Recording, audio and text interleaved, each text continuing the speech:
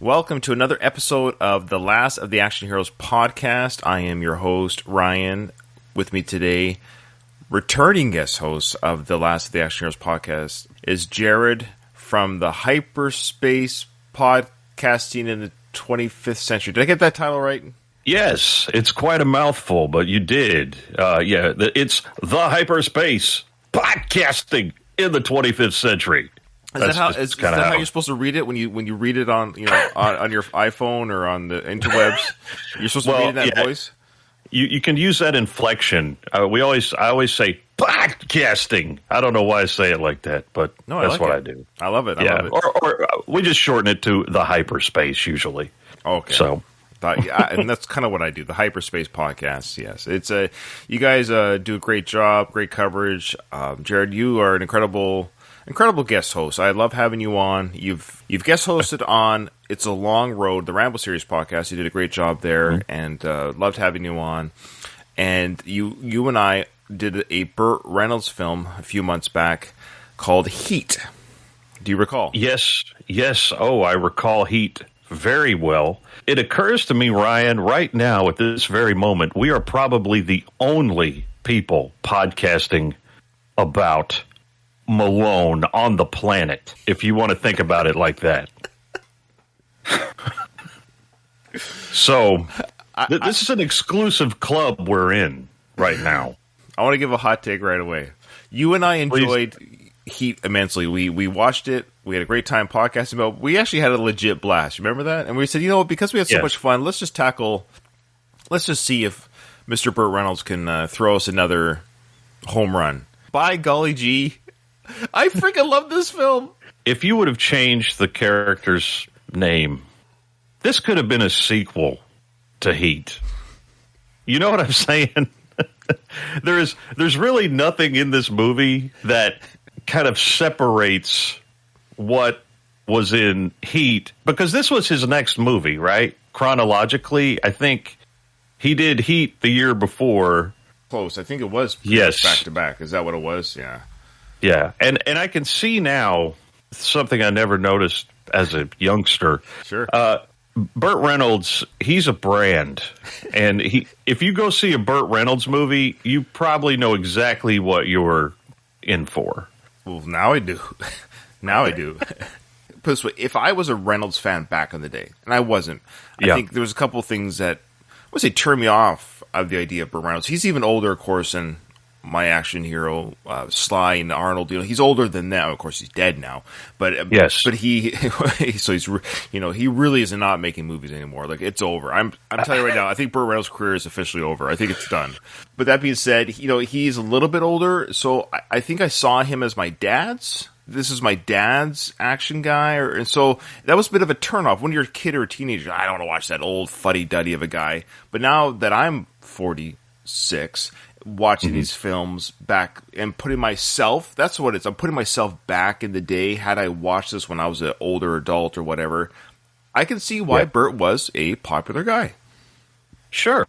I mean, like you said, he's our dad's action hero. We always like to kind of see ourselves in these larger-than-life people. It's kind of the reason that I like Harrison Ford so much, because, he's 80 years old and he has an Indiana Jones movie coming out next year. Yeah. And that gives a person like me hope that when I'm 80, I can do that.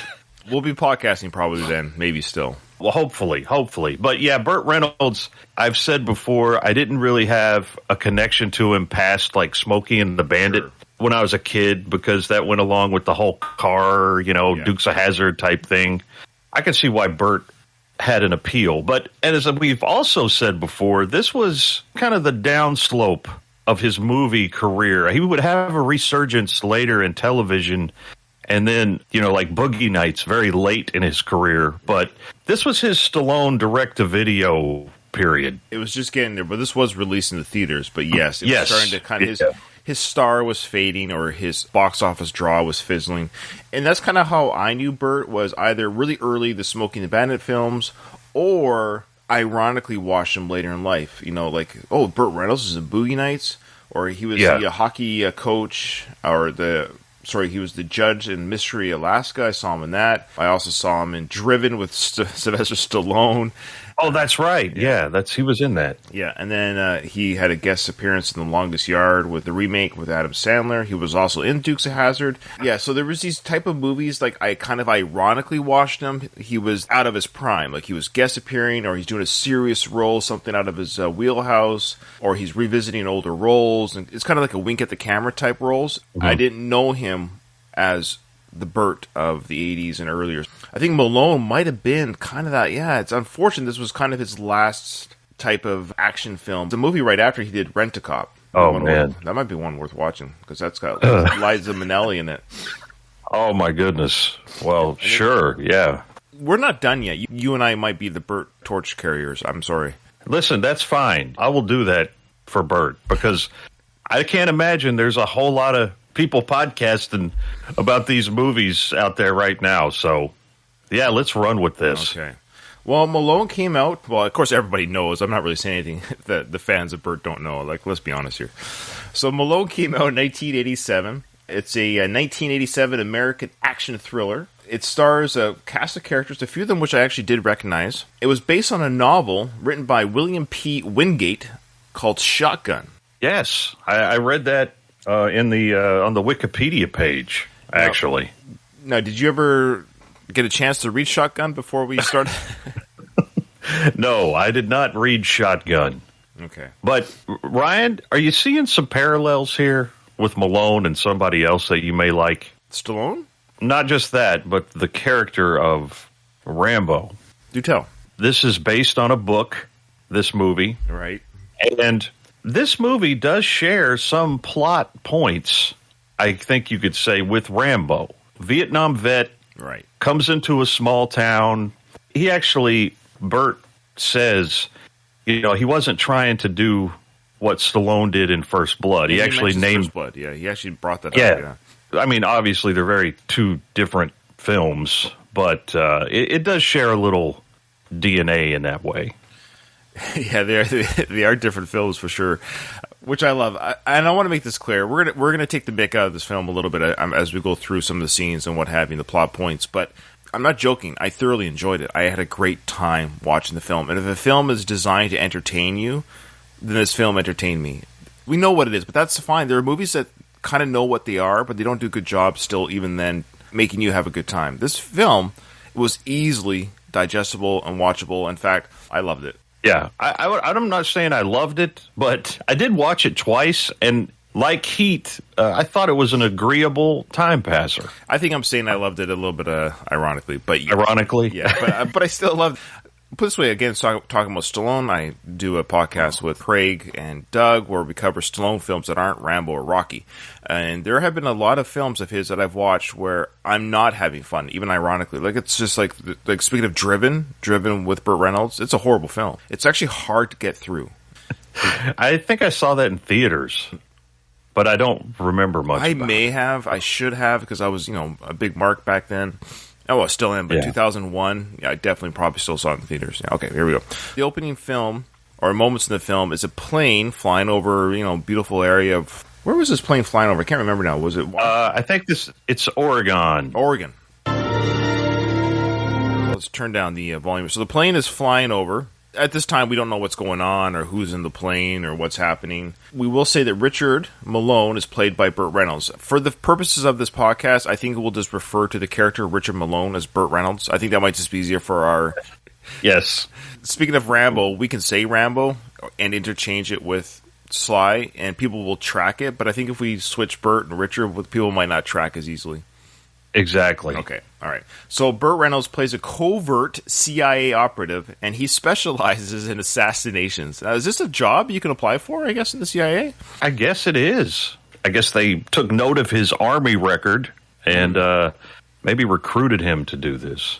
Now, this takes place in 1987. At least we can assume that's when the events take place. It kind of ties up. We are reinvestigating the idea of a Vietnam vet, but unlike Rambo, Burt Reynolds was able to get a job beyond parking cars. He was actually able to become an assassination guy for the CIA. That's a legit job. He climbed up in the ranks. That's probably not an easy job. Well, yeah, I'm sure about that. But I don't know. When I look at this scene here, he doesn't seem incredibly well hidden to me. They took that long shot of the tower that he's on or whatever, and it's just a guy standing there on a tower. He's not really trying to conceal himself. It's a little bit weird. He's hiding up on a bell tower. So for our audience, for, of course, our listening audience, so we have the opening shot here of Bert. He's up on a big clock watchtower. The plane has landed in the harbor, and a bad guy. You can tell he's a bad guy because he's wearing a suit and has longer hair, and he's carrying a briefcase. Some sort of transaction's about to go down. We don't know right now, first time watches the film. Like I don't read actual Wikipedia or anything or IMDb before I see a film cold. I go in cold. I want the director and writer and the actors to show me the storyline. Yep. As if I just walked into the theater in 1987, didn't see a trailer, I'm just going to watch a Burt Reynolds film. Like, I want the story explained to me. At this point, I don't know who Burt is. I don't know that he is it. Like, I think he's just a guy trying to shoot another guy. I don't know what his deal is. So he's going to snipe this guy. He has him dead to rights. The crosshairs are in this guy's head. Burt pulls away. He doesn't go for the kill. No, he definitely has mixed feelings about it. So he doesn't do the kill. So now he explains... Yeah, I'm going to go back. So he's talking to his, I guess his handler or his partner or handler, played by an actress named... Lauren Hutton. Lauren Hutton. Now, I do recognize the name. Do you know her from something in particular before you saw this film? Oh, yes. I got stories here. Well, tell me how you know Laura Hutton. Okay. Without saying where I work, I work in television. And have had the occasion to work with Miss Hutton in the past. Are you allowed to say which project? I can tell you if you want to edit this out. Yeah, tell me and I'll edit this out. Okay. I work at... That's right, you told me that before. She came there. Okay. And so when I worked over the course of several years, actually, on and off with Miss Hutton, she's an interesting individual. Oh, she's kind, sweet, and pleasant? No, she was actually barred from talking to any of the crew because she would make people cry. Were they crying with joy and ecstasy being around such a supermodel actress? Quite the opposite, Ryan. Yeah, she was just not a very nice person. My boss threatened to call the police on her because she was smoking marijuana in her green room. I mean, it is a green room. Oh, it was a green room that day for sure. Now, I haven't worked with her in over 10 years, but, when I saw she was in this, I just was like, oh, man. It's hard when you've had personal experience with the person to kind of divorce them from what they're doing on screen. But it's a good thing we know Bert's a pleasant guy, too, off screen, so we know that about him. They are birds of a feather, then. I'm sure they got along famously. Yeah, who knows? That's hilarious. Boy. Bert's telling Laura Hutton that he's going to hang up the sniping rifle. He doesn't want to do it anymore. He's tired of just killing bad people arbitrarily. Yes. Because I let that man live a couple of days longer? That man is one of the worst bastards. I don't care. I want out. What are you going to tell the company? Goodbye. You know too much. One of the first things you taught me is that nobody just walks away. Watch me. She refers to the CIA as a company. Even at this point, Jared, I didn't know he worked for the CIA. Am I supposed to know the company is the CIA? Is that just... I didn't know specifically it was the CIA, but I figured it was some sort of shadow government agency. It's kind of a weird... I wouldn't say it's bad, but it's an interesting sequence of events. We have the who's starring in the film, the Malone comes up, and all this stuff, and then we have the sequence we just talked about the him not going to do that hit. And then it goes back to the credits again. So it's kind of like this mini cold open or a mid cold open. Now we've got Burt Reynolds traveling in his car to get away because it shows that he burns up his ID. Back in the 80s, when I guess you could going off the grid in the 80s was just burning your driver's license. Yeah, I guess so. It would have been much easier back then. They wouldn't be able to track him with cell phones or anything like that. Back then, going off the grid was easier. Like you could just hide and. Credit cards still weren't electronic so much, even maybe early, but so-and-so used their debit card in Wisconsin, that's where they are. Back then you swiped your credit card on paper, and remember those swiping machines with the paper? Oh yeah. We see in this movie, they're using a teletype. Yeah, another teletype. We've talked about teletype on the Long Road podcast. It's come up a few times. Did we talk about what a teletype was? Does that mean you as well? That was you and I. Yes. And I came back and told you exactly how it works. Yes, you did. You explained it quite well. Well, now people who are listening to the Malone podcast are like, please, Ryan, explain the teletype. We must know what the teletype is. Long story short, teletype is I'm typing on what's like a typewriter. It works like a typewriter, it looks like a typewriter, and when you see me typing with paper and everything, it operates like a typewriter. If somebody has that same typewriter model and everything in their place from Oregon to LA, their typewriter will act and mimic what my typewriter is doing as I type. So they're seeing my typing in real time. So it's like a text message onto a piece of paper, which isn't a bad way to go. You don't have to make a photocopy. It just comes off your other paper. It's actually not a bad little thing. It was kind of a proto-fax technology, a fax machine, sort of. Yeah, you basically saw, it'd be like if I sent you a text. Yeah, you're seeing me text in real time. You're seeing the letters as I'm texting them to you. It's like, oh, Ryan's sending me a text. He's saying, oh, hey, Jared, I really hate you. I mean, what I mean to say is, but you'd see all those things happen as they come out. Yes. You got to be very careful how you type, yeah. So, Burt Reynolds' car, we're assuming now time has passed. He's burnt his driver's license. He's quit the CIA. I guess you can't quit the CIA? I don't understand. No, I guess... there's no retirement party or anything. You can't do it. You have to run away. You have to burn your ID and then go to a small rural town. That's the only way you can get away. Now, don't be too silly, Jared. He wasn't going to this town. His car broke down. He had no choice but to bring his car to the closest town to get repaired. That's true. That is true. Had his car not broken down, he would have continued driving, and this film wouldn't exist. That's true. Okay. You're right. Okay. Absolutely. Let's stick to what happens in the film here. Okay. So his car breaks down, but apparently it was a Ford Mustang, by the way, '69 Ford Mustang, which is a very nice. Yes. Car. Yeah, it's a really cool car. I remember being a teenager back in, I graduated in '93 at the age of 17. So in '87 I would have been 12. But yeah, so 12-year-old Ryan, if you told me, hey, I got a '69 Mustang, I would say, oh man, what a beautiful old car. Like that's where your brain would go. But it's only 18 years old.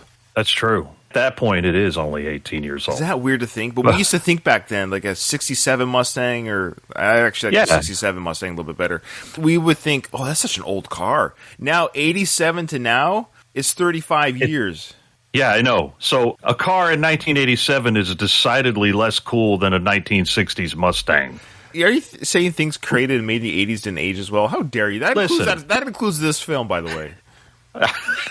That's true. Yeah, but I'm just saying my Dodge Dynasty, my 1987 Dodge Dynasty is not as cool as his '69 Mustang. So now we get to the town that eventually Burt is going to push. He's pushing his car. I would recommend Burt maybe walking somewhere, grabbing somebody to get a tow truck or something. Granted, there was no cell phones back then. He's in rural Oregon right now.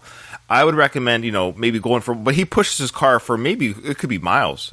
Who knows how long he's pushing this thing? We know no one's going to steal your car, Bert. It can't drive. So you're feel free to park it, lock it, and go for a walk and try to find a tow truck in some town. No, he would rather just push it along. Okay. He's got to stay in shape. That's fair. Now, we're introduced to a character who just said goodbye to somebody, I guess maybe moving out. Oh, yeah. Okay. We'll get to that. So looks like a family has just moved out of town. The truck was full of stuff and a bed mattress because in this town that Bert's about to go to, there's an individual that we'll meet later. His name is Charles Delaney. Now, Charles Delaney is some sort of, I guess, a white nationalist terrorist type person. Okay. And so what he's basically doing, this is a great plot point. So he's a white nationalist. And he is buying out this small town with, I guess, his inordinate amount of money. He's buying out this small town of homes and businesses, chasing them out of town. Well, he buys out their property and says, well, now you got to move because I bought your house or I bought your business. And he's using this town to become a, white nationalist headquarters to take over the states, I guess. Why don't we just say right now what is his goal and plot so we don't have to go back to it throughout the film here? He's just buying up land, which are going to be like his bases of operation. We see later in the movie, he's been buying up property across the United States. You got to imagine these are going to be like his compounds that he has. I love this, and we talked about this on one of my episodes. It wasn't you, but it was on the Last of the Action Heroes podcast where we talked about Invasion USA with Chuck Norris. there was a group of terrorists, of course, taking over the states, as we'd say. And I'm always amazed in film when you think of it literally, of what's really happening, how much it just doesn't work. And I know it's for the purpose of this world and this film, this is what's happening. But having a guy buying out a small town in Oregon and then manning it with, 200, maybe dare say 1,000, maybe even 5,000 terrorists, they still can't take over the states. No. Like, it doesn't really work that way. Yeah. But so what's his end game? But I exactly. mean, for the purposes of the movie, I guess it's enough to move the plot forward. Well, I guess we could argue that is the genesis, or not the genesis. That's how it all starts. This is the beginning of his terrorist group. Okay, so fair enough. Burt Reynolds stops that from happening. I don't mean to spoil anything, but wait, what? I'm sorry. No. I'm sorry. So we see this young lady waving goodbye to a family. She yells, "All right," and the truck pulls away. So we see a family leaving someone that she was friends with or cared for, because they say to each other they're going to write, of course, before the internet and texting and what have you. It was harder to say goodbye to people because nowadays, like my kids right now, they play games with their friends online every day and talk. They talk for hours a day, and they haven't seen each other in 2 years. We're in the military, we move around. They're still friends. It's the new world we live in now. Like, they just communicate every day. Sure thing. Yeah. This is like, I'll see you online tomorrow. Yeah. I got the impression this might have been like a boyfriend or something she was saying goodbye to. So we're talking about Cynthia Gibb. Now, she seems somewhat familiar to me. She has been in some other things. Okay, well, there's a lot to talk about with Cynthia Gibb. She plays a character named Jo, and we can call her Jo throughout the film because I'm sure most of our Malone lists. Well, I know Malone fans know who she is, but anyone that might not know Malone the film, Cynthia Gibb plays a character named Jo. Did you not get a little bit of a crush on her? No, she's definitely cute. Kept wondering where I'd seen her before, and she looked familiar, but I'm looking at her filmography, and nothing's jumping out. There was one film that I did see a lot when I was younger, and it was a few films after this one, and it might have been where my brain was like, "You've seen her before, Ryan," but I couldn't place her. She starred along with Jean-Claude Van Damme, the 1990 film Death Warrant. Yes, I see Death Warrant popped up there. Fortunately, Death Warrant didn't really, catapult her to stardom that maybe she would hope. She did win a lot of awards, though. She was nominated for a Golden Globe for her 1993 performance, though, in the show Gypsy. So she did kind of peak in a TV movie called Gypsy, as far as TV land goes. And she got a lot of TV guest spots. So in the film, we're never told her age. You understand that, right? We were never told her age. Okay? It's ambiguous. Yes. Now, Cynthia Gibb, in real life, she is 23. Okay, I would place her late teens. She is 23, so the actress herself is 23, but her character, now this is important that we say this, her character is 17. You could get that from, she says, your car is older than me. Her character is 17 in the film. Burt Reynolds, the actor, is 51 in this film. You see where I'm going with this? Oh, yeah, okay. And I know what you're talking about. But his character is 48. Yes. So no, it doesn't matter how you slice it. 48, 51. Oh, no. Okay. I mean, that's basically like me and you. I'm 46. I'm 47. Okay. So can you imagine saying or acting in any way, shape, or form as the Malone character in this film with a 17-year-old girl at any point at all? No. Okay. My daughter is 15. For God's sake. Well, that's too young. We're talking about a 17-year-old here. Okay, yeah, you're right. You're right. It's really weird, and we will talk about that scene when it comes up. It's funny that I talk about, we just, on our Rocky podcast, One More Round, we talk about the date scene, the infamous date scene between Rocky and Adrian, where Rocky, he puts his arms on the door and says, don't go, because he wants to convince Adrian to have coitus. Long story short, it ages poorly, but we know the character of Rocky. We know that he's not really trapping her. She's not really trapped. We know that it was consensual, but it just doesn't age well. We talked about that ad nauseum on that episode. Check it out. I listened to that yesterday on Patreon. Yes, right. Patreon's getting their early release. If I get it edited early enough, I try to give it to my Patreons. I loved it. Okay. I thought it was great. That's the episode you read my email on. Yes. Yeah. So it's of course it gets high marks from me. Okay, fair enough. Fair enough. But I did notice how you stepped down and said, "Okay, this does not. We just have to get this out. This scene does not age well. This would not be done this way in 2022." But it was interesting. Thank you. Yeah. So this movie, now this doesn't age well at all, period. But I don't know if they ever intended it not to age well. Yeah. So here she is. Now, if you're watching this on YouTube, you can see what we're looking at. You can look at the cute Cynthia Gibb. Look, I'm telling you, she's adorable. She looks. You know who she looks like? She looks like Emma Watson from Hermione from the Harry Potter film. Yes. Okay. 100%. Isn't that weird? 100%. She looks like Hermione. Insane.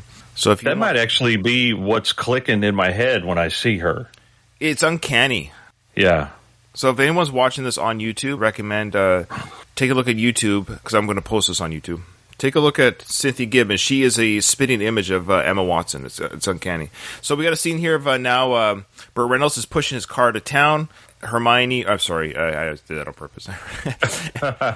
Cynthia Gibb, or Joe, comes up to help him out, and this is their first meeting. You push and I'll steer, which I think right away is kind of innuendo right away. You push and I steer. Man, just look at that magnificent head of hair on Burt there. He's gorgeous. Great car. What year? 69. Of course, I love his great car. What year? Of course, it's 69. I mean, this whole scene, you push and I'll steer. Yeah, it's just packed with innuendo. So keep in mind, guys, he's 48. She's 17. This is their first meeting, so she's steering the vehicle as Burt pushes the vehicle from behind. Me. So the car is older than me. Yes, the car is, we worked this out, it's 87. Yeah, so the car is older than her by a year. It's older than her by a year. And then he makes a joke, I have clothes or shirts or socks. I've got socks older than you. Socks older than you. Now, what's that look for? Now, does she find the joke funny or sexual? I don't understand. She looks over her shoulder, listeners. She looks over her shoulder and she grins, but it's almost like, oh, that's a hot joke, buddy. It's kind of seductive. Yeah. It's a very weird vibe here with these two. It continues. Oh, it does. Look at that smile she has. Okay, all right. Now, to be fair to Burt didn't really, he answered the questions truthfully. He made a little bit of a joke. He's in an embarrassing situation. His car broke down. He's pushing it to the local gas station, which happens to be owned and operated by Joe's father, played by the great Scott Wilson. Now, Scott Wilson was one of the main characters in the early seasons of The Walking Dead. Yep. He, in this film, the actor, is 45. Oh, really? Yes. Holy crap. Yeah, I know. And I know we know him as the older Herschel in The Walking Dead, and we kind of like, it's hard to retroact older actors to a younger self, but he just looks and acts older in this film. He has a limp, mind you. He has a cane that he walks around with because of an injury, but he's 45 to his 17-year-old daughter, which is a fair age, so he had her at 28. But that being said, yeah, he acts older than Burt in some ways. Like, I think we're led to believe that he's like a mentor type figure to Burt's character. But Burt is 48, so he's 3 years older than Joe's father. Right now, all the ages do kind of make sense, though. Burt Reynolds, Malone is a Vietnam vet. It's about the right age. He's a CIA operative. You know, he's in his late 40s, almost 50. Everything kind of makes sense. They push the car to the garage. It's funny that Scott Wilson's character, if you remember from The Walking Dead, he walked with a limp because he got part of his leg cut off, and here he walks with that same sort of limp. Does he have a leg injury in real life? I don't think so. It's just an interesting character beat. That's something that recurs with him, it seems like. He was in Judge Dredd, Stallone's Judge Dredd. Oh, nice. We'll be revisiting Scott Wilson again. And he's actually in one of my favorite films of all time called Young Guns 2. He plays a character in that film as well. Really? Governor Lou Boggs, I believe he plays. Okay. Yeah, he did a great job then. And that's where I actually knew him from because I watched that movie 1,000 times as a youth. Then he did The Walking Dead, of course, and now we get to watch him in this film. Great actor. He did a great job in this film. Actually, nobody really dialed it in. This is actually that's what I mean by this film. It's hokey, it's silly, and uncomfortable as some scenes are. I don't think anyone really truly dialed. I mean, Burt never dials anything. He's just Burt Reynolds. But sure, when you get Burt, you get Burt. I think that's just who he is. Burt had reached that point in his career where he's playing himself, basically. So we have this character come in. His name is Madrid. Yes, Madrid. And he's like the number one lackey of Charles, who is buying everyone out of the town. So he's coming into the gas station to get some gas. He tells Joe to do his front window, clean it up. He's now saying to Herschel, the man's offering you more. We'll just call him Herschel. Sure. I would assume there's probably more people who have seen The Walking Dead than Malone. Absolutely. So 45-year-old Herschel has been told by Madrid, hey, the guy, Charles, the mean boss of this movie, he's offering you 10 times the value of your property. More than 10 times what this place is worth. I'm just stubborn, I guess. Stubborn and ignorant.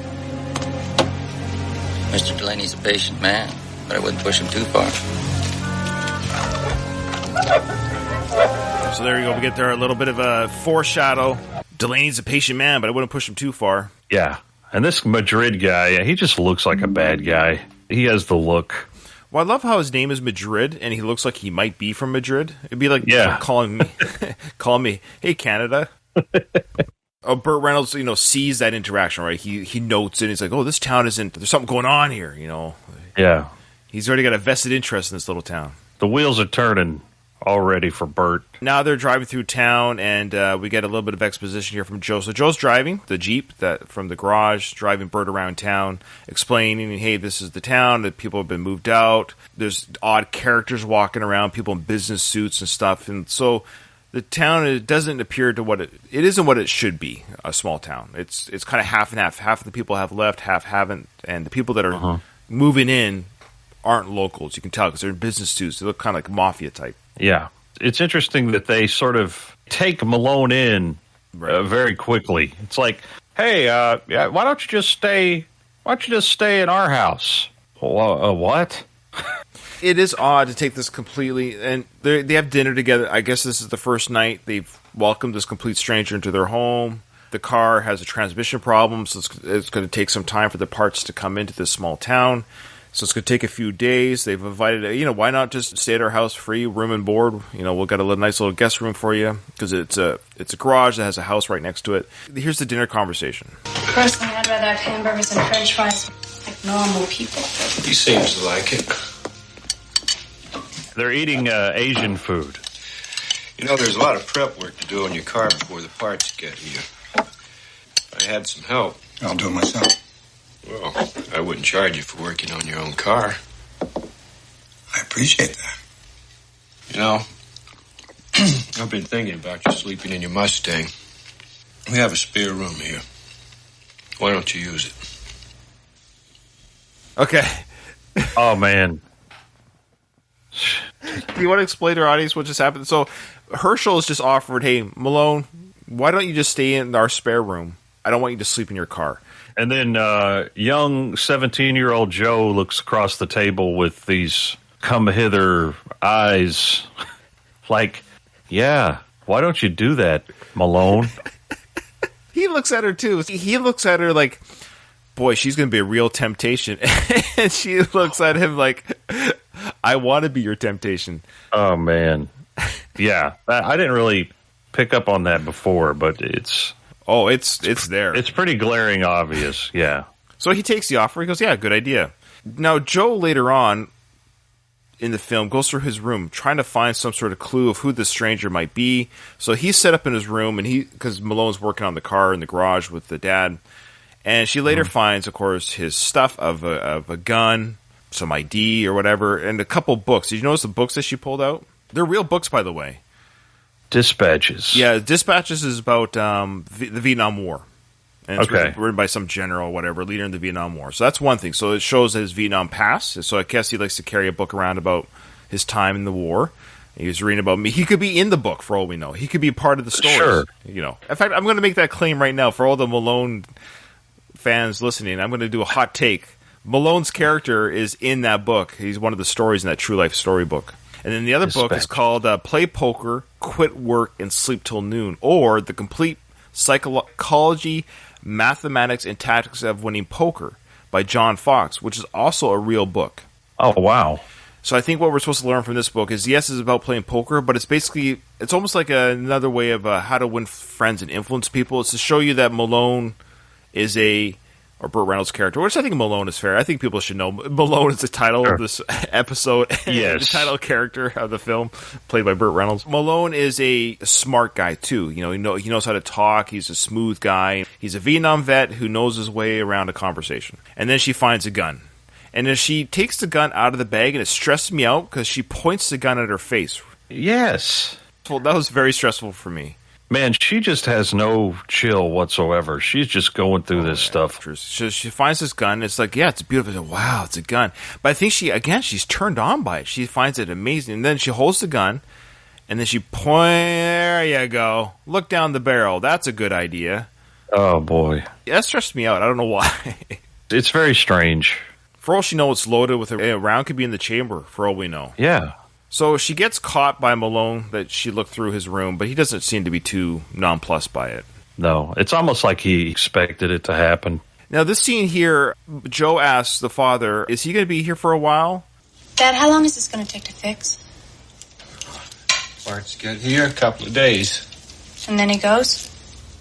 Yeah, I guess so. Good. It seems like, and maybe rightfully so, she might think this guy's a dangerous guy. Because he has a gun, it's in the house. You know, you think if she really was concerned, she might want to tell her dad, hey, just so you know, the guy has a gun under his bed. But she doesn't. So she's concerned enough that she wants him to leave after a few days, but not concerned enough to tell her father that he could be a dangerous man. Correct. Because she still may have the opportunity to bang him. She doesn't want to ruin that opportunity straight off the bat there. Now, I'm not going to say girls like dangerous men, but come on. This is getting a little silly. We're led to believe she's concerned about him, okay? But she doesn't tell the dad. Okay, fair enough. But that is the only time in this film that she expresses any kind of real concern with him. I think you're right. I mean, she's freaked out a little bit by the gun, but then after that, it's like, okay. Okay, so there's a sequence here of where this guy comes in town and says, it's one of the locals, and he doesn't want to sell either. He doesn't want to sell his property, whatever. And him and Herschel are talking about this and how frustrating it is that these people are coming in and buying everyone out. And he came in on his bike, by the way. I like how he drove in on his bike. We have Burt Reynolds in the garage working on the car with Herschel while this conversation is taking place. So they have a conversation, Herschel and this gentleman, and all this scene is setting up here. We've got the guy who doesn't want to sell, right? So keep that in mind. This older gentleman doesn't want to sell, but he's on a bike, and he's going to bike back to his property, I guess. Had a conversation with Herschel, which could have just probably happened over a phone call, but that wouldn't work with the film. You got to have it. Sure. We have what's going to be a car accident will occur here. This is to let people know that if you don't sell your land, accidents might happen to you. Real transport.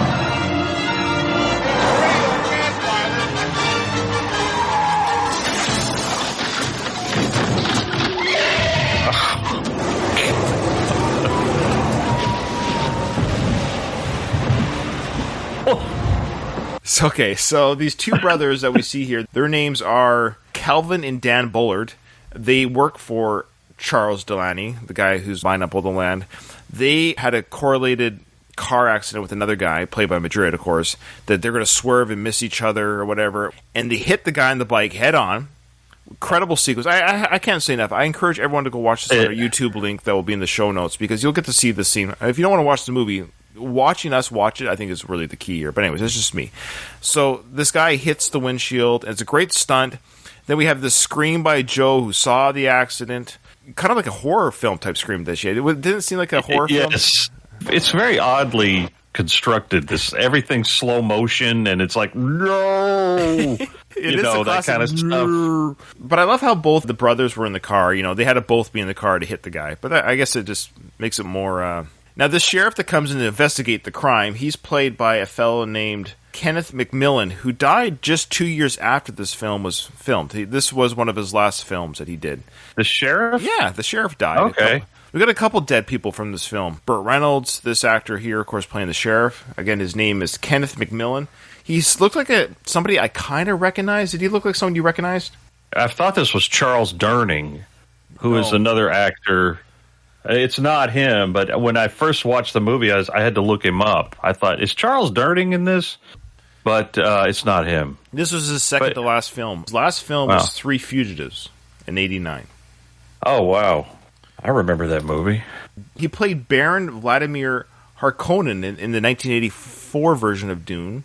Oh, that's right. He was the guy who was floating around. And Yes. Okay. He's talking to Hermione here. She's not afraid to tell the truth. She says, look, this wasn't an accident. This was a hit. And the sheriff, now we're getting the idea that the sheriff is kind of in on the take here. He doesn't quite believe the teenage girl because she's a teenage girl. Of course, Malone has seen the accident. He knows something fishy's going on. So, the plot thickens, as they say. I wouldn't say he's corrupt so much as he's in the pocket of Delaney because he recognizes that the brothers who hit the guy on his bike work for Delaney, but at the same time, I admit you can't just prove right now it wasn't an accident because that's why the other car was there. They had to swerve. At the very least, there should be some sort of charge or investigation of reckless driving that caused injury or death, but there isn't any. Of course not. Bert is about to meet the sheriff. Hey, you. So the sheriff's calling him. Hey, I want you. to talk to you. I want to talk to you. Come over because he's a new face in town. So the sheriff doesn't know who this guy is. Yes. Hey, you. I'm Sheriff Hawkins. I don't believe we met. We haven't. What's your name? Malone. Are you the fellow with the car trouble?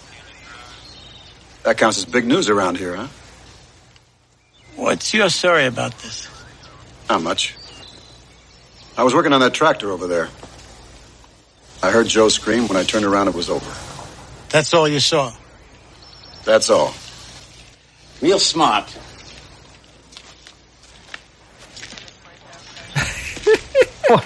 What a strange interaction. It is weird because Malone's actually saying what maybe the sheriff would want to hear, but he seems angry by it. And I'm a little confused by that because he's saying that's all I saw. I barely saw the accident. I don't really have much to give you. So in theory, he's actually helping the cover up.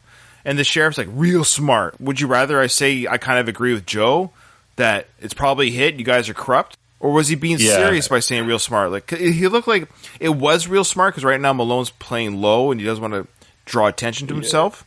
Exactly. But the sheriff is acting like, how dare you play it smart, real smart? He's saying it one thing, but his body language and delivery suggests something else. Yeah, real smart. Well, what do you want me to say? Yeah, it's odd. What? And of course, Joe's a little bit mad at Malone. That how come you didn't tell the truth? Yeah. You know more than you're letting on as well.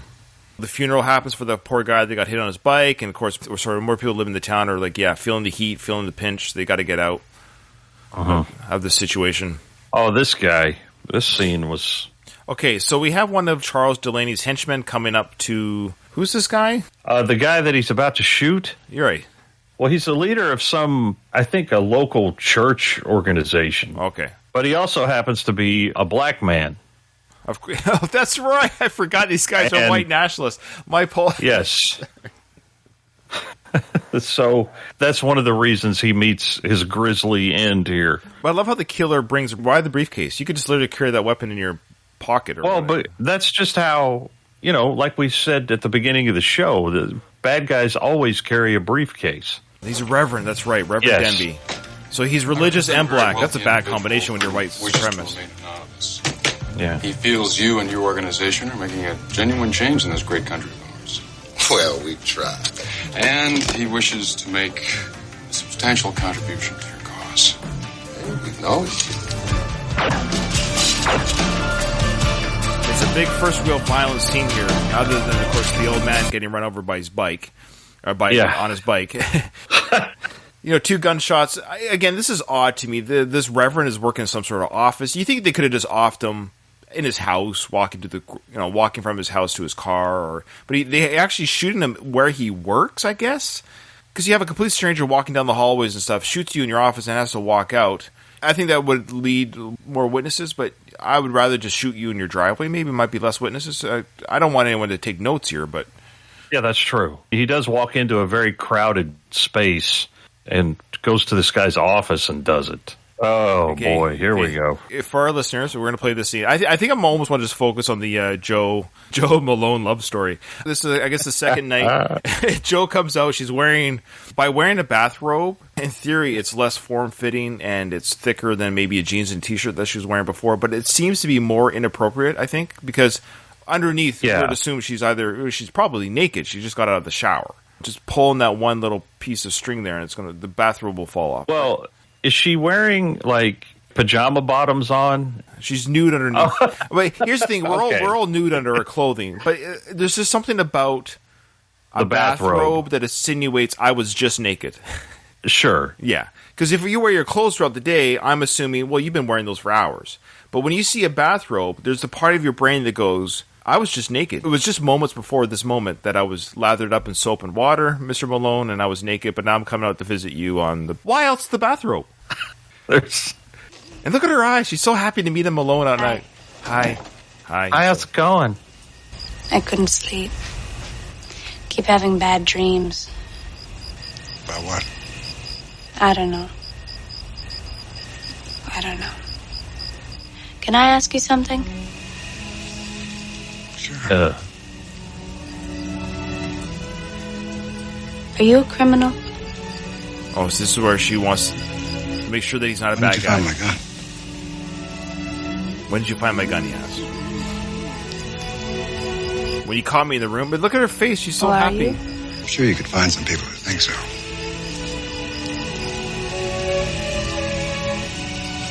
What do you think? What do you think? No. Oh, look at that smile. Like, no. Good, he says. Good. You don't think I'm a bad guy. What? What's that musical score? Like, that's a musical score I know. of, like... I have to make note of the score in this movie. It is this big, kind of lush, full-sounding score that doesn't really fit the movie at points. Good night, she says. Good night. Good night. So she can go to bed. I think her bad dreams are going to end tonight. I don't know what kind of dreams she's going to have after that visit. So now we cut to this really white supremacist meeting. What I love about Malone is we get a behind the scenes what a white supremacist meeting would be like. I mean, I've never attended one. Just for the record, I want to make that clear, Jared. I don't want to. I mean, I've never attended a white nationalist meeting, but if you were to attend one, this is what it would be like. Yeah. Well, see, Ryan, this is how we do it in America. Oh, okay. So I love how he's got the big American flag behind him, and Yeah. he's telling everyone to remember our cause, everybody. Remember what we're doing this for. We've got to make this country right. And this is an odd shot right here. Look at this camera angle here. The way this guy is in front of the Madrid, how he's in the forefront and Charles is in the back. Is that an odd frame shot? It almost looks like he's superimposed in that shot. You're right. It looks like he's been green screened in there. It's an odd camera angle. I don't understand it. It is. Cliff Robertson's the one who's talking here, and why would you take a close-up of this guy? Madrid. Yeah. Now, Madrid's not white.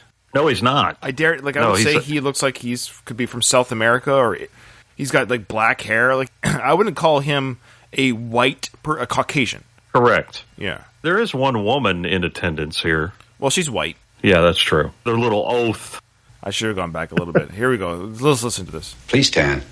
Yeah. And repeat after me. Please stand and repeat after me. So now they got to have their sacred blood oath covenant here. They have to raise their right hand. I dedicate my body, my brain, and my soul. Dedicate my body, my brain, and my soul to our sacred covenant. To our sacred covenant. Even in the face of torture and death.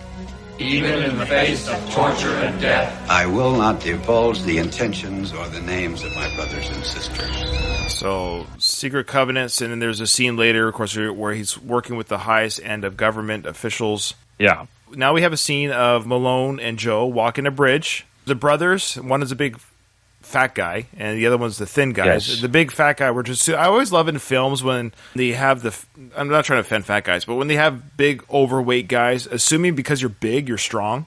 I never understood the combination of... True. So this guy comes out. Let's listen to the catcalls they do on this Joe. Okay. They're walking on the bridge, and Malone's now got a protective gesture on Joe, like, oh, I got a bad feeling about this truck full of men. So he's protectively holding Joe. Hey, Joe, want to have some fun? Going to Brockton. No thanks. Matter, honey, don't you love me anymore? Now, that's okay. As long as you jerk your with, you'll drop your little panties anytime I tell you to. Man. What did he say right before that? Something about... He says, as long as this jerk that you're with knows you'll drop your panties anytime I tell you to. Right. Referring to Malone as the jerk, right? Of course. He does also say, "Well, you don't love me anymore." Was there a time that Joe and Big Brother Bullard, were a thing or an item? Because he must be at least 30. No, I would say no. I think this guy's just being a jerk. I don't think there's any history there. He's probably been somebody who's harassed her a lot in the past. I get that impression from him. That actor, Dennis Berkeley, he's been in a lot of stuff from that era. He's probably been in A-Team, Knight Rider, Dukes of Hazzard. He's probably been in everything because I recognize him. I think his career is dead too right now. I think you're probably right. I'm looking at him up. He's another dead actor. 2013 he passed away. Oh, probably from healthy living, I would assume. Yeah. Too many carrots. What? Too many carrots. Oh, man. Okay, so I love the way he talks to his voice. Malone's asking, move out of the way so we can walk here. And he's like, can't do that. You ain't even polite enough to tell me your name. Malone. Too late. You already insulted me. I didn't mean to do that. If I say you insulted me, you insulted me. His voice is so weird. Like, thank goodness for the captions. Yeah. You insulted me. You insulted me. You insulted me. Like, what did you say?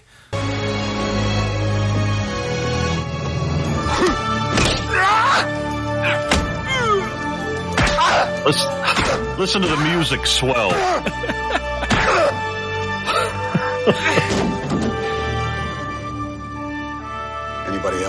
Anybody else? Okay, so for our dear listeners, Malone just broke him in 5 different places. Okay, let's just say, yes, he did. Kicked him in the nuts, broke his arm, smashed his back, smashed his head into the truck. His buddies were like, oh, like most bullies, this guy can take care of himself. I don't really want to. Yeah. Exactly. Anybody else?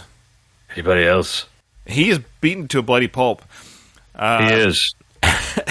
And here's they get the hand washing scene where he just, I guess, gets the blood off his hands. Blood off his knuckles. And Joe asked, did you enjoy it? And he goes, no. And then she goes, but you're so good at it. Oh, man. Boy. I love it. Okay. This is just so much fun to talk about. So now we can assume that Malone has really inserted himself into the crowd. He's beaten up the Bowler brother. So the other Bowler brother is kind of egged on by Madrid, saying, hey, come on, you're not going to let Malone just beat up your brother, are you? They got him drunk, and now he's in a drunken, angry state. They know Malone's at the barbershop, and so this guy's going to come in to shoot Malone. And Malone will turn around when he's at gunpoint by the other uninjured brother, Bullard, the skinnier, smaller version. And this guy, by the way, was in Young Guns 2, by the way, as well. He was also in 1989's Batman. That's right. Yeah, he had a good little run there in the 80s. Boy, Batman, Young Guns 2, Malone, he had a good late 80s. So he comes in to shoot Malone, which is, very unsettling to have a guy walk into your place of business with a gun. Like, let's be honest. Yeah. And so he points the gun at Malone, and Malone will turn around, and he's going to hold his finger. Well, we don't know yet if it's a finger or not. We don't know. The audience doesn't know officially. The guy holding the gun doesn't know officially. And Madrid's in the background watching the action, hoping that this guy in a drunken state will murder Malone. Because that's, a patsy. He's acting as a patsy, right, if he shoots Malone. That was my brother you almost killed. You know he can't have children now. That could be a blessing. Get your ass out of that chair. Calvin, please. Shut up, Andy! So he's got his back to the gun with a paper over his hand. Stupid, am I? You want in the back? I swear I don't much like it that way. So Calvin, the uninjured brother, goes, I don't want to shoot you in the back. Like, he actually goes, it's not honorable. I don't want to shoot you in the back. So he turns him around. But when he turns him around, Malone now has his hand under the paper. And we're to assume he's basically playing poker. Remember, he plays poker. So is he bluffing or is he not bluffing about having a finger under his paper? And I wonder if anyone who's watched this film made the connection between the scene and his book. And the book that he's reading. Yeah. How to bluff. Yeah. I would say nobody has made that connection. We're the only podcast about Malone, so... You know what I got underneath this paper? This could also be some innuendo. What do you got under that newspaper? How do I know you're not bluffing? See, bluffing, see? You don't. You don't know if I'm bluffing. You ain't got nothing under there. Why don't you come and take a look? Why don't you come and take a look? That's a great, yeah, I love that. It's a great little scene. Come take a look, because if he gets close to him, he can take him out, right? Grab him, or... Yep. But he backs away. He does go back outside. He talks to Madrid again, I think. That's why he comes back in. He'll come back in, guns a-blazing, which is weird. He'll come in, he shoots blindly. Man, that barber is ghoulish looking. Yeah, he's funny looking. Madrid eggs him on again. I guess he's right. You are just a chicken. And then he turns around and starts shooting at the chair where Malone was, but he's not there anymore. And yeah, Malone now has his gun? Yes. It magically appears. He may have been hiding it somewhere else. And so he pulls out the gun, says, drop it, and the Calvin's going to turn around, and this gun is very powerful. Grief. I laughed out loud when I saw that kill. It blows his whole back out. Like, it's amazing. All right, so things are now escalated. Malone is fully in this war. Madrid sees it. We should say that Malone has now been arrested for manslaughter. Charles Delaney kind of now wants to meet the man who's taken out two of his henchmen, right? The brothers. One brother's been killed and the other one's been put in the hospital. So Delaney, kind of wearing this army regalia type outfit, comes and visits Malone in jail. Yeah, and I think he's more fascinated by what he's heard. Right, he wants to meet the man. He's intrigued. Right. Yeah. He's not angry so much as who's the guy that's, it's almost fun for him because all the other townsmen are either taking his money and leaving town or maybe pulling a Herschel, not, waiting for a better offer. But this guy's actually taking out his henchmen. And he wants to meet the man. Yeah. So he goes, may I sit down? Sure. Thank you. Well, Richard. Do you mind if I call you Richard? Go right ahead. Good. This valley is so far away. I was just wondering what brought Your first name is? Charles. Just wonder what brought you here. My car. My car. Broke down. Really? What really brought you here, Richard?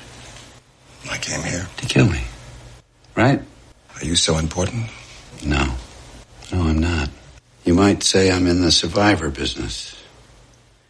I encourage people to fight for their rights like our forefathers. There are some who might be threatened by that, might want me to stop, might try to stop me. And those people would be against truth and justice and the American way.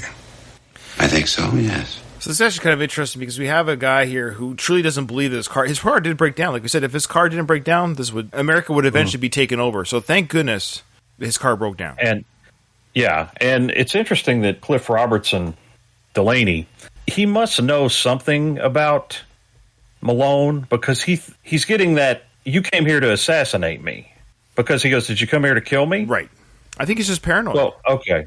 I think what's happened is just as Bert is saying, my car broke down, and it just so happened it broke down in the town that's going to take over America. Yeah. And he can't believe those odds. And he's right. These are Malone odds. Yeah. Okay.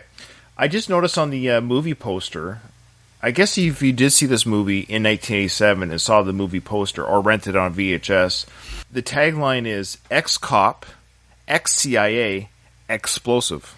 Well, that tells you all you need to know right there. But apparently he's an ex-cop. Did they ever mention that in the film? No. The only thing that's brought up is his military record. Yeah. We've just learned more about the Malone universe. He was an ex-cop as well. Wow. Wonder if that was before he went into the service, because he was in the service for over 10 years. Yeah, I'm a little confused about the time. I'd have to go back and look at that computer printout timeline. But okay, so for our dear listeners, Malone was in jail. Delaney comes in, introduces themselves. They have their little philosophical discussion. I highly recommend just watching the film and seeing that discussion. Delaney, though, tells the sheriff to let Malone go. Let him go. Get him out of jail. We don't want him in jail. The reason being is because I want to order a hit on him. So I don't want him to go through the justice system, reveal our plans or whatever. So just let him out of jail. And then he tells Madrid, okay, send some more goons after this guy and kill him, please. That's where we are now in the film. And then we cut to a scene later that night. So Malone's back at the house, back at the service station. And we see a scene of Joe. Eric. Beautiful. She's doing her hair, brushing her hair, doing her nighttime routine, right? There's a sequence here, Jared. I'll have to describe it for our listeners. Again, I watched this. Please watch our podcast episode on YouTube. I'll put the link in the show notes. Because you're about to see Joe lightly touch her cleavage. Am I okay? Okay. You're 100% correct. Okay, so let's listen to the music flourish as well. So she's brushing her hair. She's looking at herself in the mirror. You know, you look great. She's brushing her hair. And then she lightly touches, okay, right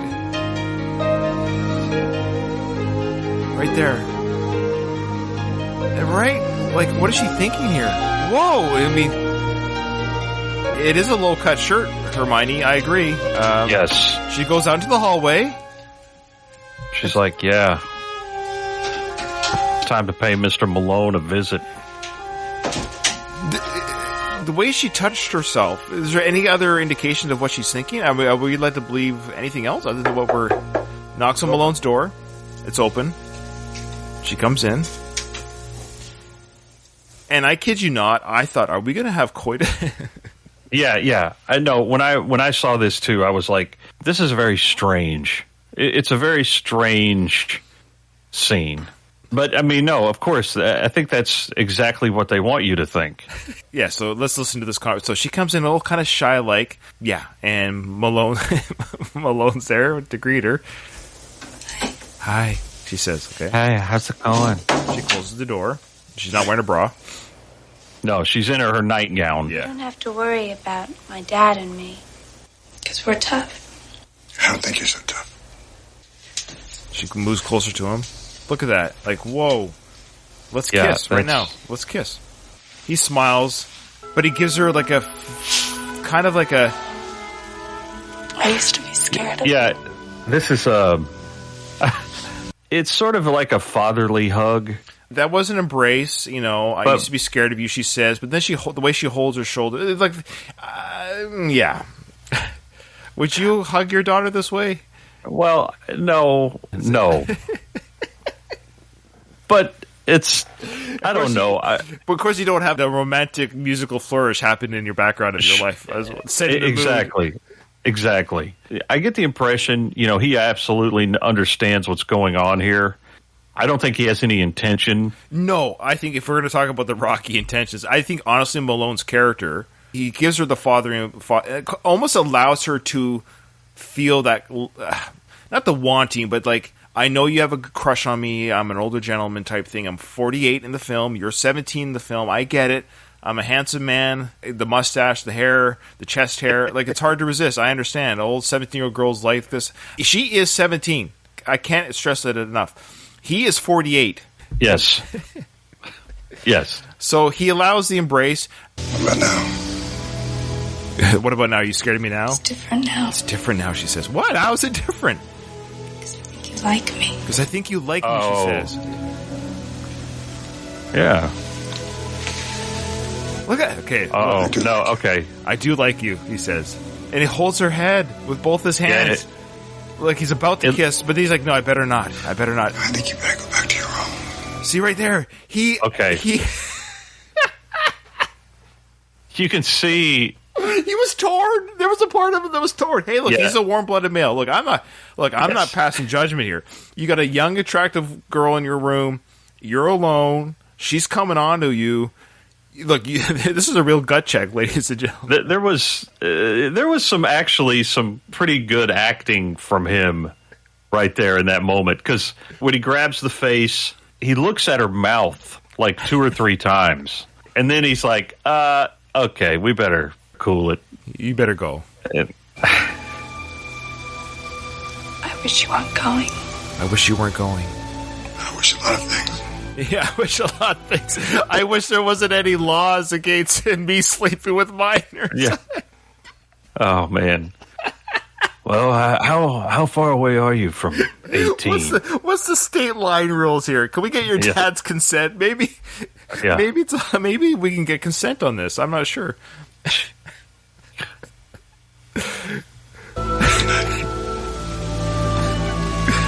Oh, this is fantastic. Oh, man. The music is the cue. Like, that's the score.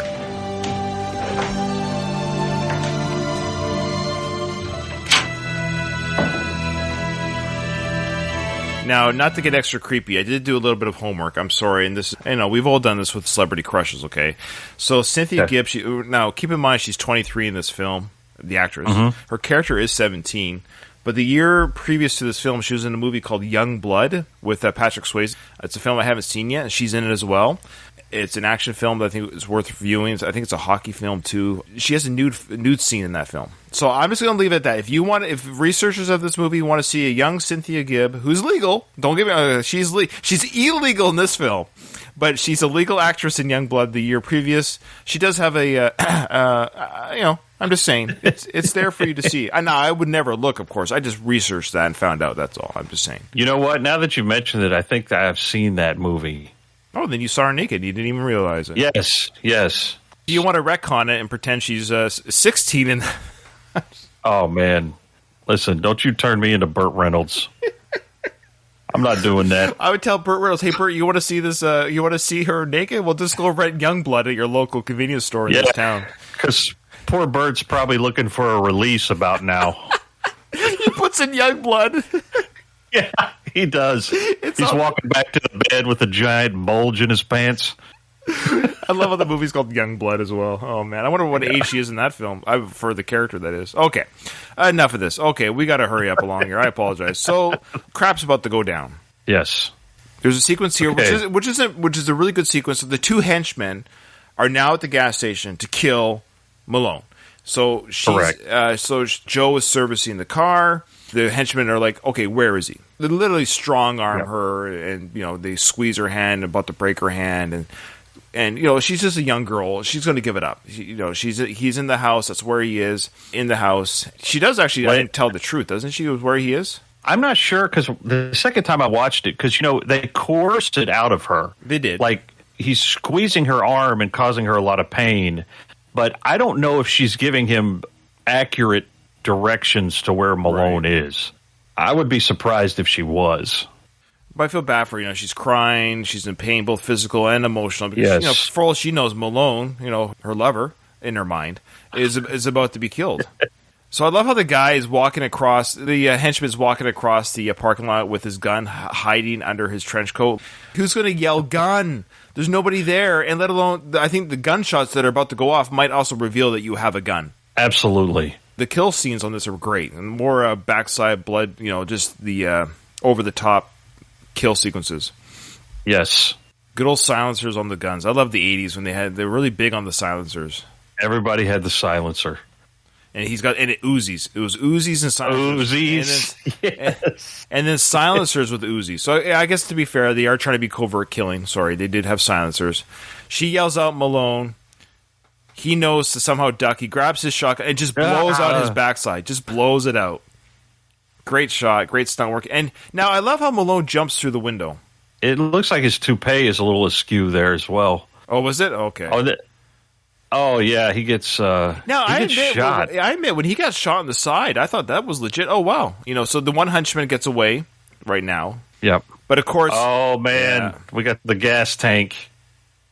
Oh... Love it. So Malone, so the guy drives away in his car, is spilling gas. Malone, near death, is still able to shoot off a shotgun and make the car explode. Did cars have TNT in them back in the day? I believe so. Okay. Yes. So now Malone's all battered up, and the sheriff's there, of course, again. And it's like, well, we got to take this guy to the hospital. But now we truly know how corrupt the police force is, because the deputy that's assigned to take Malone to the hospital doesn't take him to the hospital. Instead, he takes him for, speaking of Dukes of Hazzard, he takes him for a Dukes of Hazzard ride throughout the forest, banging him around Malone in the back of the car. Did you like that sequence? Yes. They just keep driving over these gravel roads. It's pretty funny. It is quite Malone's humorous. Like, what the heck is going on here? He's like, I know a shortcut to the hospital. And he's just like, yeehaw! And he's like he's banging Malone around. And it's great little stunt work here. Then I love some of the camera work of the car. It's sped up. When the film speeds up to make it look like it's going faster. It never looks right when they do that. I don't know why. No. It doesn't ever look legit. Like right here. Look at that. Look how fast they're going. Dude, he's wrecking his car doing this too. It's but what I don't understand is, so the sheriff is beating Malone to a pulp, I guess to eventually kill him. You think the deputy would just literally pull out his handgun and just shoot him in the back seat? Wouldn't that be easy? Wouldn't that just be easier? And then dump his body in the forest? I think what they were, maybe they were trying to just make him die of his wounds. Kill him by just throttle him in the back. Like, no, I know, you're right. But there's no way he's just going to die. Like, I guess his neck breaks. Yeah. But either way, it would be a lot easier because at the beginning of the car ride, Malone didn't know he was in any trouble. So the sheriff deputy could be like, whoa, sorry you got shot. What a crazy town this is. And then he just turns around and shoots him. Yeah. I was going to say, we forgot to mention that Lauren Hunton, Agent Jamie, she's about to come back. She's been assigned by the CIA to bring Malone back. Actually, no. Oh. She was told to just kill him? Finish him off. Her director guy gave her the poison that's tasteless and painless, and it'll kill him within 15 seconds, and it's totally untraceable. I forgot about that. That's right. Remember, there is no retiring from the CIA. I forgot. You die in the CIA or you're killed by the CIA. My apologies. That is actually on Wikipedia. I forgot about that. You can Google that. There is no retirement plan. That's right. So Malone's handler, Jamie, was sent by her superiors to assassinate Malone by poisoning him. That's right. Yeah. That's the retirement party for the CIA. But she finds Malone, and not only does she not kill him, they have coitus. They rekindle the romance. I mean, you can't... Look, it's Burt Reynolds. You're not killing Burt. No. You have to get him in bed with somebody. She breaks him out of the hospital. She doesn't kill him. She tells her CIA operatives, I can't find him. He's not here. He's already taken off. She's later killed, not by the CIA, but by, of course, Delaney and his henchmen. Delaney's. Yeah. The Delaney's kill her. Oh, no. Yeah, okay. The goodbye scene here. Is this the goodbye scene here? Is that what it is? Well... Yeah, it is. No. Oh, it is. Yeah. Okay. Right now, Malone has been healed over time, has passed. He's been healed now from the gunshot wound.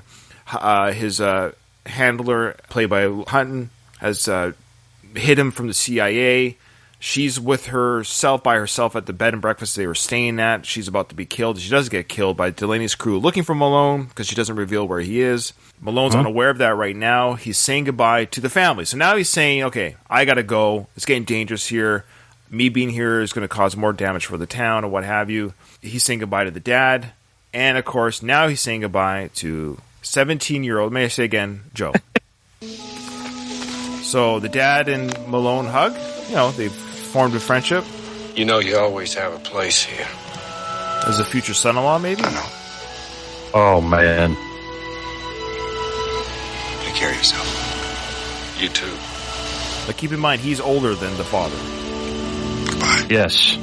Now he says goodbye to Joe, and he kisses her, like plants one on the mouth. Yeah, it just right at the corner of the mouth, and she kisses him back. He turns and walks. It's too painful to say goodbye, but Joe has more to say. Malone?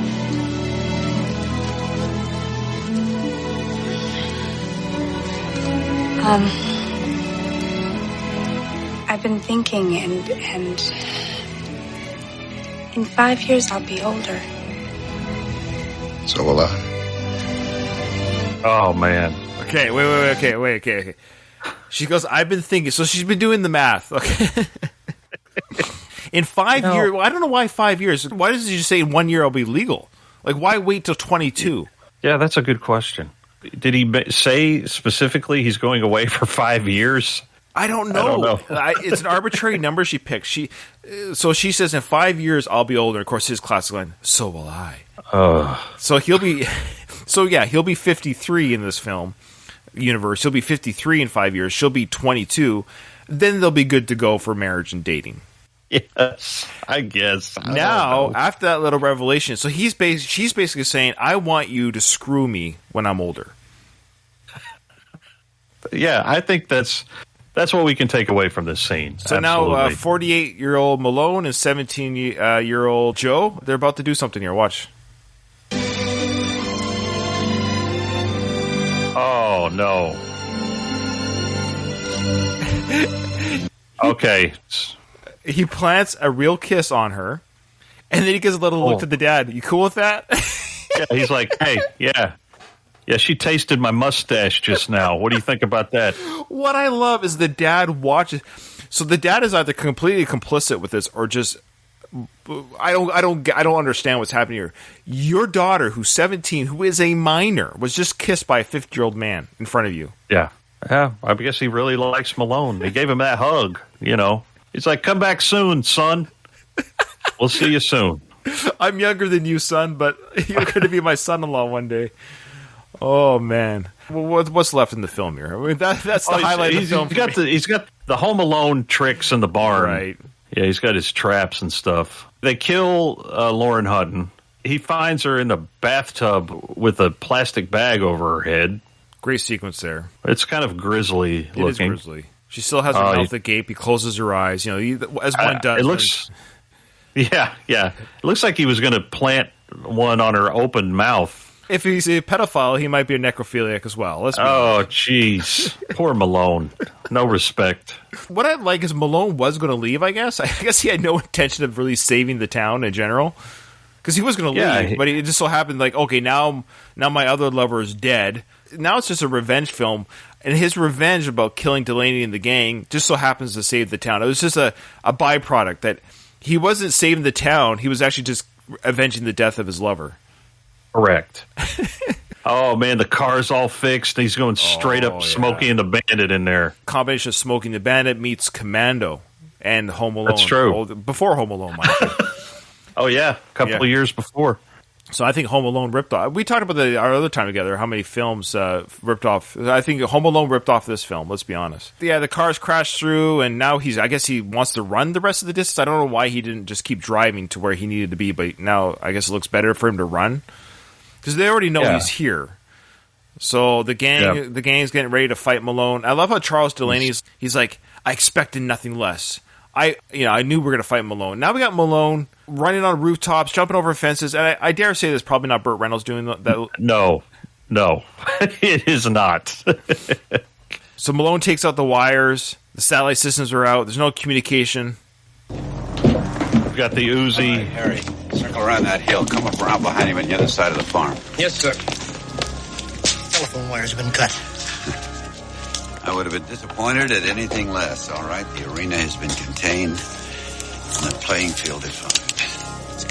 So he says the arena's been contained, and the playing field's been contained, the arena defined, or whatever. So the idea is like no communications anywhere. The fight's just us now. I love that idea. Yes. Yeah. This is it. I expected nothing less. He really does get a kick. Charles Delaney kind of gets a kick out of this guy.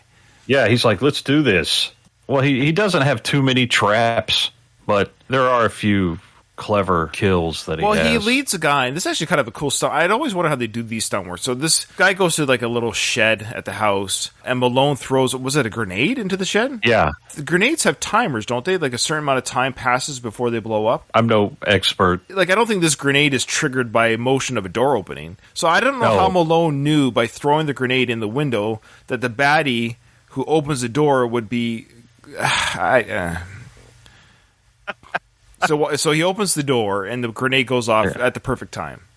Yeah. That's a great little sequence there of the grenade blowing up and the stuntman being thrown out of the shed. You can see the camera cuts. So that guy's lucky there. All he did was get knocked out. So he'll actually live to fight another day. But this guy will not live to fight another day. So he goes to the barn. He won't. So Malone jumps out of the window, throws in the grenade. Watch the camera edit here. You can watch. So he goes in and watch the camera edit jump.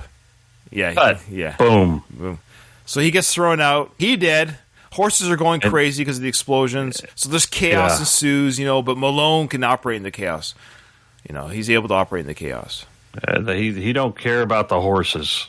They just said, I don't give a damn about the horses. Now, if my daughter watched this film, she'd be very upset about that. She's a horse girl.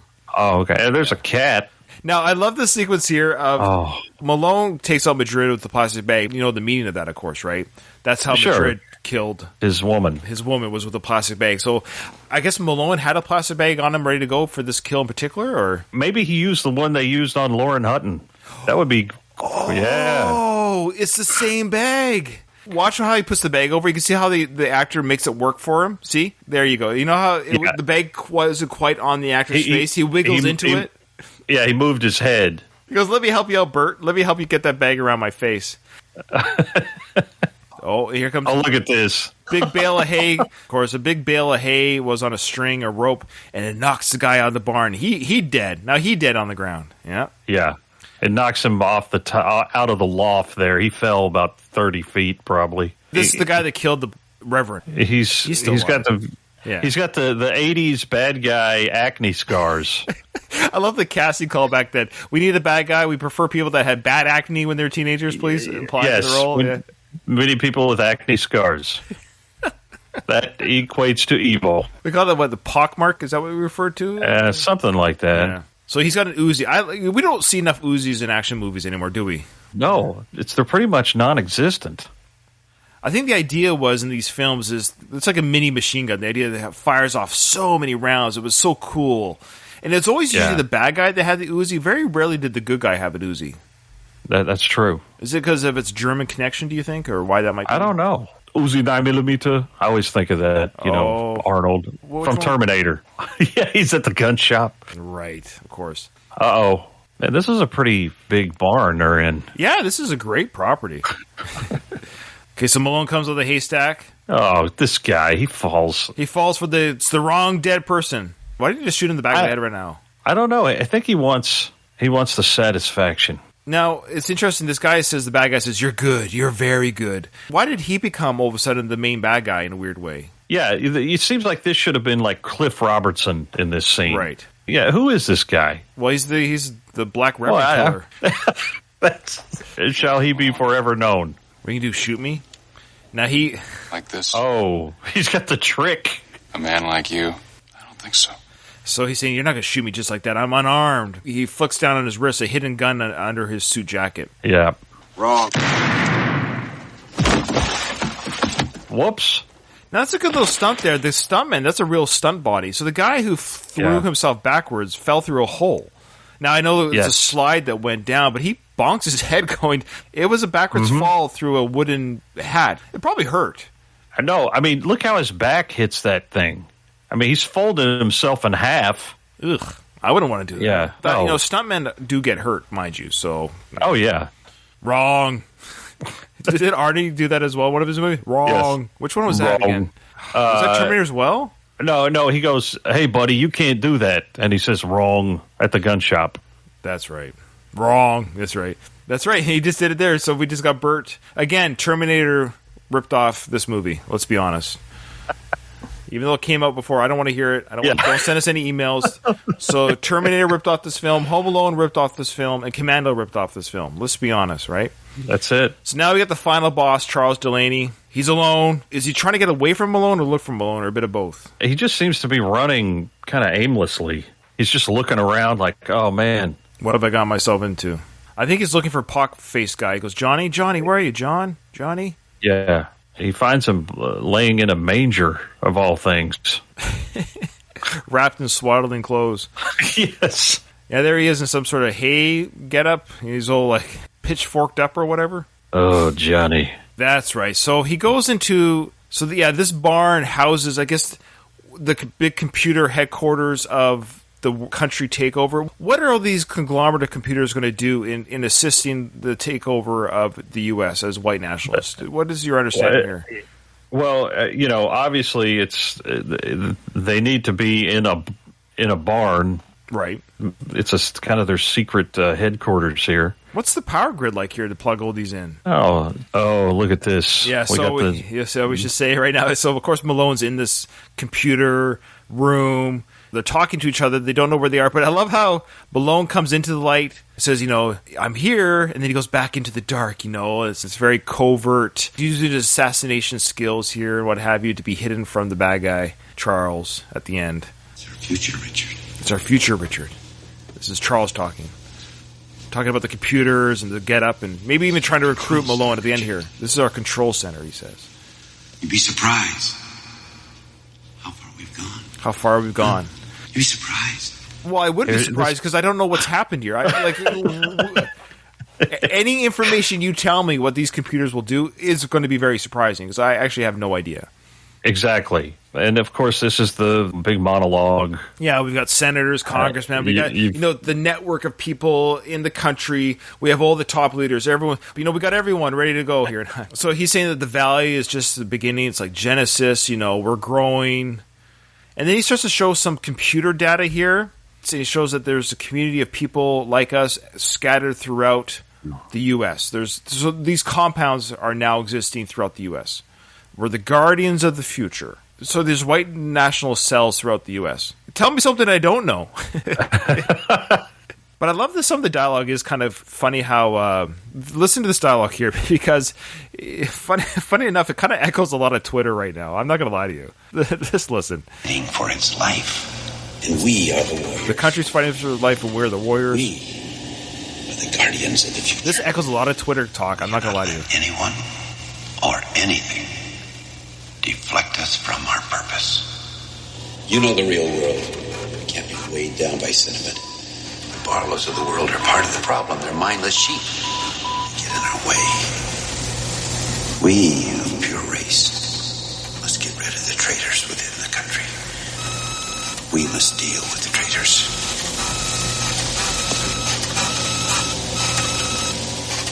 We need you, Richard. He's trying to recruit Malone. Malone he's concealed. He's concealed. He's hiding behind a hard drive somewhere. So he's just let Delaney just talk this whole time. Maybe there's a part of Malone that agrees with it. I don't know.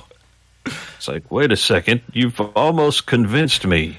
And so in this future, can I sleep with 17-year-olds? No, I was going to say, Delaney should have said, Richard, we are going to abolish all the minor laws in my new world order. So Malone shoots Delaney. We don't really see the actual shot of death. We just see the gun go off, but we assume, yes, Delaney's been killed. Malone walks out holding the gun. The sheriff has now come up. He throws the gun into the grass, whatever. Walks up to the sheriff. Let's listen to the conversation between the sheriff and Malone here. It's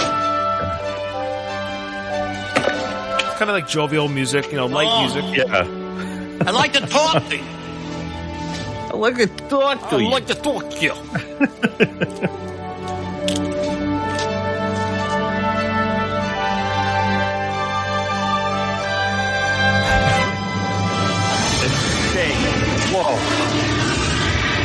Now, let me repeat the tagline of the poster: ex-cop, ex-CIA, explosive. Now, we got our big explosion here.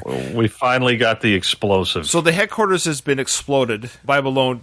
Was there C4 plant? Like, how was that explosion done? Do we know how this was facilitated? How did Malone put this together? Was that shown? Or no, not at all. And he seems very casual as he's strolling out with his turtleneck on.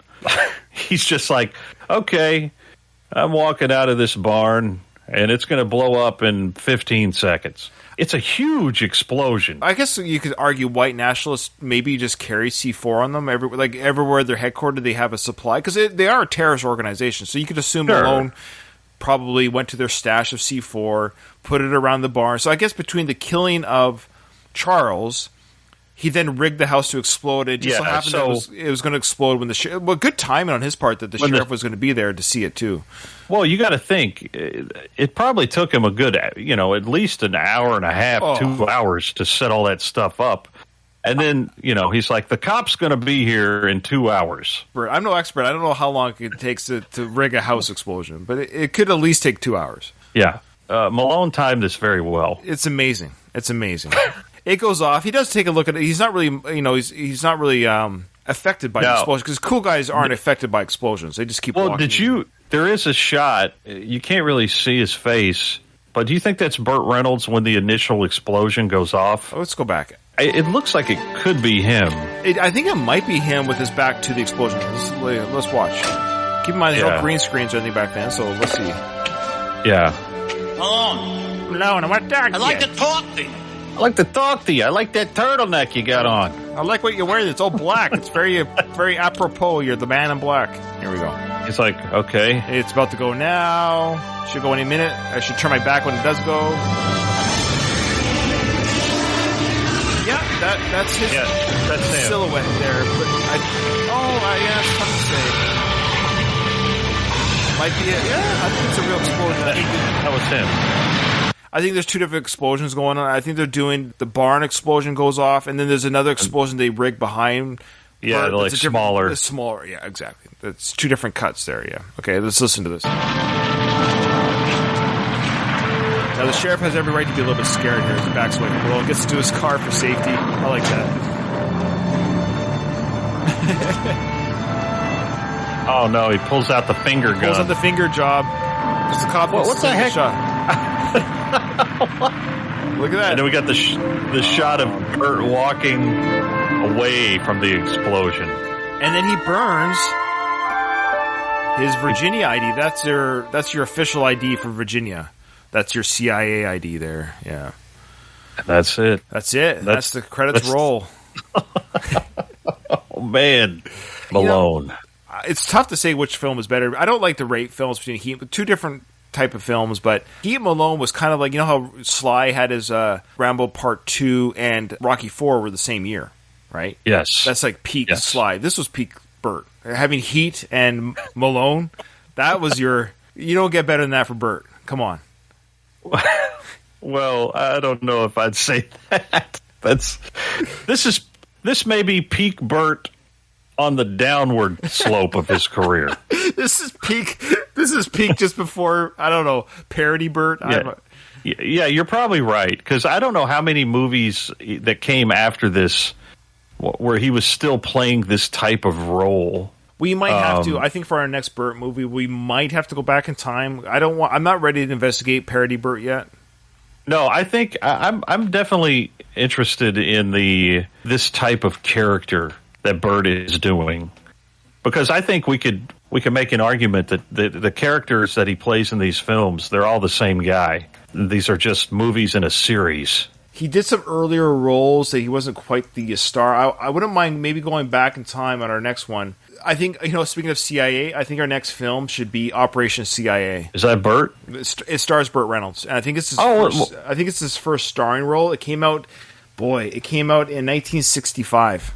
Okay, so look, that is the Malone origin story. Oh, perfect, yeah. We've just seen Malone as an aging CIA operative. I don't want to get too far ahead into our Operation CIA discussion, but just looking at the movie poster, this movie came out almost, how many years? 65 to 87 is 22 years, right? Yeah. Funny enough, his hairline is shorter in 65 than it is in 87. That's kind of weird. Well, that's because it's the last of what remains of his real hair. Okay. I thought maybe his hair grew more as years went on. My apologies. Okay.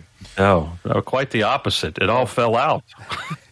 All right, well, we'll talk offline, but we may investigate Operation CIA. It's a spy film, so there you go. I think we have to.